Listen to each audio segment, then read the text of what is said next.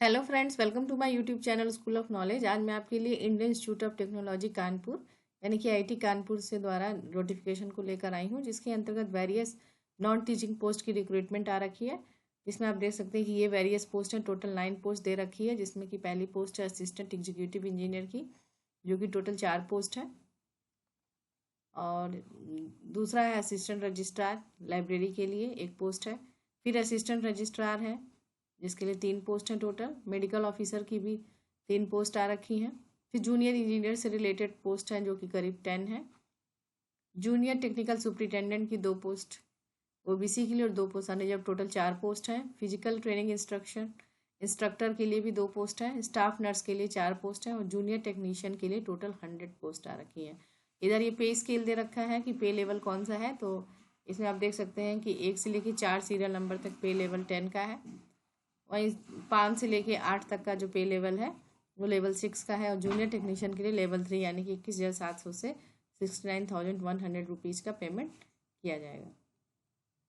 जो age limit अगर हम देखते हैं तो इन्होंने क्या किया कि 3 सीरीज में बांट रखा है ABC में। तो सीरियल नंबर 1 to 4 की जो मैक्सिमम एज लिमिट है 21 से 45 ईयर्स की है। वहीं सीरियल नंबर 2 जो कैटेगरी B है, वहाँ पे सीरियल नंबर 5 to 8 के लिए 21 से 35 ईयर्स मैक्सिमम एज है। और सी के लिए सीरियल नंबर 9 जिसके अंतर्गत आता है, उसमें 21 से 30 ईयर्स की एज दी गई है। और ये जो एज निकालना है वो 9 जनवरी 2023 के अकॉर्डिंग आपको एज निकालना है। इसके साथ ही साथ यदि आप किसी कैटेगरी के अंतर्गत आते हैं तो गवर्नमेंट ऑफ इंडिया का जो एज रिलैक्सेशन रूल है वो इस पर लागू होगा। अब डिजायरेबल इसेंशियल क्वालिफिकेशन देख लेते हैं। तो इसेंशियल क्वालिफिकेशन जो पहला पोस्ट है असिस्टेंट एग्जीक्यूटिव इंजीनियर की, उसमें जो पहली इसेंशियल क्वालिफिकेशन है वो है पहला आपका सिविल इंजीनियरिंग होना चाहिए, bachelor degree, first class bachelor degree in civil engineering with at least 3 years of experience है। यदि आपको 3 ईयर्स का एक्सपीरियंस है तो आप इसमें अप्लाई कर सकते हैं। इसके अलावा कुछ डिजायरेबल है, जिसमें कि 5 years relevant experience working with CPWD के साथ यदि आपने काम किया है तो आप अप्लाई कर सकते हो। और ये एरिया दे रखा है कि किस एरिया में आपने काम किया हो। दूसरा है इलेक्ट्रिकल इंजीनियरिंग के लिए, इसमें भी फर्स्ट क्लास बैचलर डिग्री मांगा है, इसमें 3 ईयर्स का एक्सपीरियंस। इन्होंने इसमें भी सेम कंडीशन है कि 5 ईयर्स का CPWD के साथ वर्क एक्सपीरियंस हो। जो दूसरी पोस्ट असिस्टेंट रजिस्ट्रार के लिए है, उसमें लाइब्रेरी में पहला है, तो मास्टर डिग्री मांगा है 55% मार्क्स के साथ, या फिर उसके बाद कह रहा है equivalent grade B in the UGC 7 point scale के साथ यदि गुड एकेडमिक रिकॉर्ड हो तो भी आप अप्लाई कर सकते हैं। ठीक है, इसमें जो डिजायरेबल मांगा है वो 8 ईयर्स का एक्सपीरियंस मांगा है। यदि आपने UGC 7 point with minimum 8 years of experience है तो आप इसमें अप्लाई कर सकते हैं। दूसरा असिस्टेंट रजिस्ट्रार के केस में, तो इसमें भी master degree with 55% marks same है दोनों की क्वालिफिकेशन। तो आप असिस्टेंट रजिस्ट्रार के लिए दोनों में अप्लाई सेम रिक्वायरमेंट है। फिर है मेडिकल ऑफिसर के लिए, मेडिकल ऑफिसर में MBBS मांगा हुआ है, 3 ईयर्स का एक्सपीरियंस मांगा है, रिकॉग्नाइज हॉस्पिटल में या पोस्ट ग्रेजुएट डिप्लोमा किया है अप्रोप्रिएट ब्रांच ऑफ मेडिसिन में, तो वो अप्लाई कर सकते हैं।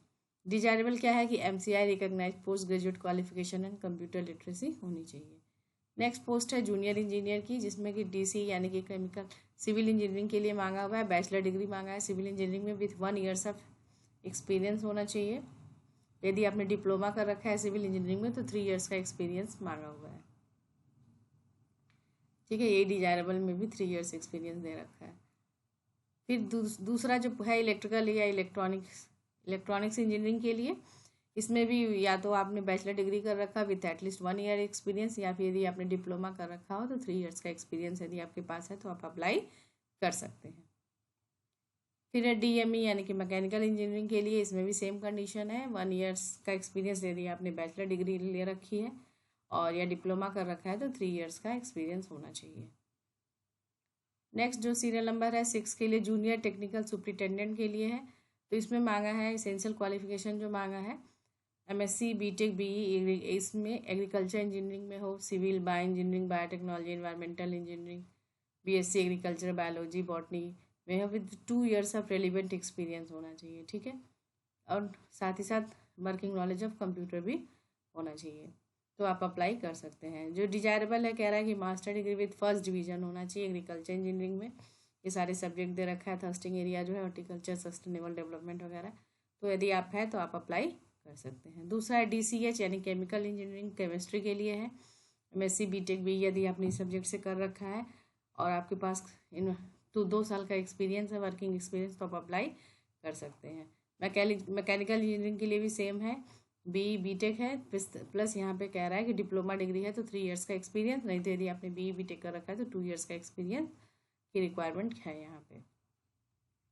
नेक्स्ट सीरियल नंबर है फिजिकल ट्रेनिंग इंस्ट्रक्टर की। तो इसमें मांगा है एसेंशियल क्वालिफिकेशन जो है bachelor degree in physical education with diploma in coaching from reputed institution such as NIS Patiala, NSSC Bangalore, NSEC Kolkata, LNCPE Thiruvananthapuram.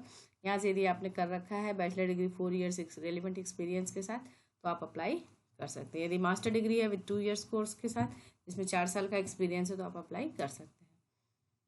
ठीक है।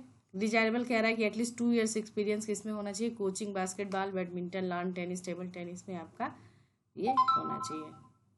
फिर है स्टाफ नर्स के लिए। स्टाफ नर्स के लिए कह रहा है कि 10+2 पास होना चाहिए। साथ ही साथ यदि आपने BSc नर्सिंग कर रखा है, 3 इयर्स कोर्स कर रखा है BSc नर्सिंग का, तो आप अप्लाई कर सकते हैं। और कह रहा है कि 2 साल का हॉस्पिटल में वर्किंग एक्सपीरियंस हो, ये डिजायरेबल मांगा है।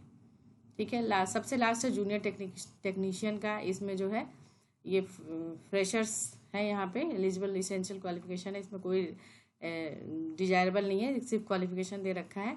तो जैसे CE यानी कंप्यूटर सिविल इंजीनियरिंग के लिए है, कर रखा है किसी भी रिकॉग्नाइज यूनिवर्सिटी से, ठीक है, बैचलर डिग्री है आपके पास तो आप अप्लाई कर सकते हैं। CH यानी कि chemical engineering, CS computer science से आपने ग्रेजुएशन कर रखी है, BL यानी कि बायोलॉजी से कर रखी है, electrical engineering, GE geology, mechanical engineering, material science, physics से कर रखी है। तो इस तरह से करके ये जो जूनियर टेक्नीशियन के लिए सिर्फ सिंपल ग्रेजुएट मांगा है, पर्टिकुलर उसी सब्जेक्ट में जिस सब्जेक्ट के लिए आपको अप्लाई करना है, तो उसमें अगर आपने कर रखा है तो आप अप्लाई कर सकते हैं।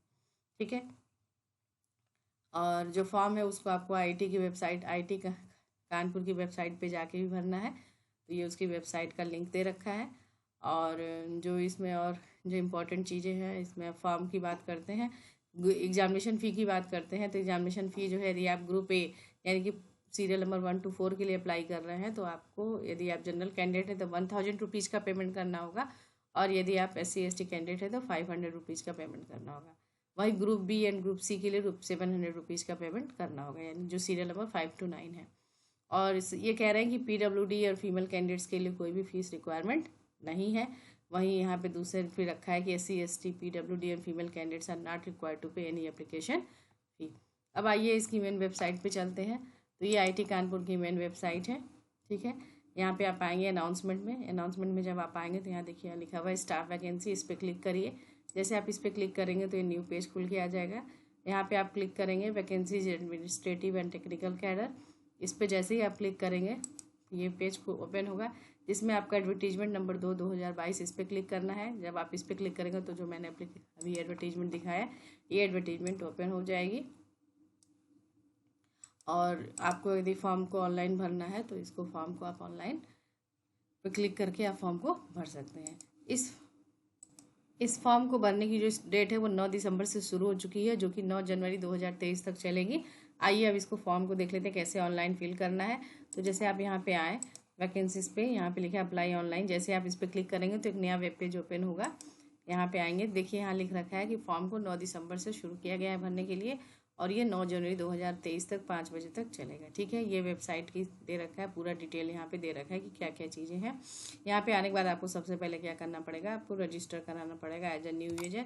जब आप इस पर क्लिक करेंगे तो एक न्यू पेज ओपन होगा, जिसमें आपको अपना यूजर ID पासवर्ड क्रिएट करना होगा और सबमिट करना होगा। इसके बाद आपका रजिस्ट्रेशन हो जाएगा। रजिस्ट्रेशन के बाद आप फॉर्म को फिल कर सकते हैं अपना ID। फ्रेंड्स, होप करती हूँ आपको इन्फॉर्मेशन अच्छी लगी होगी। इसी तरह से जॉब से रिलेटेड नोटिफिकेशंस के लिए मेरे चैनल से बने रहिए। Thank you so much.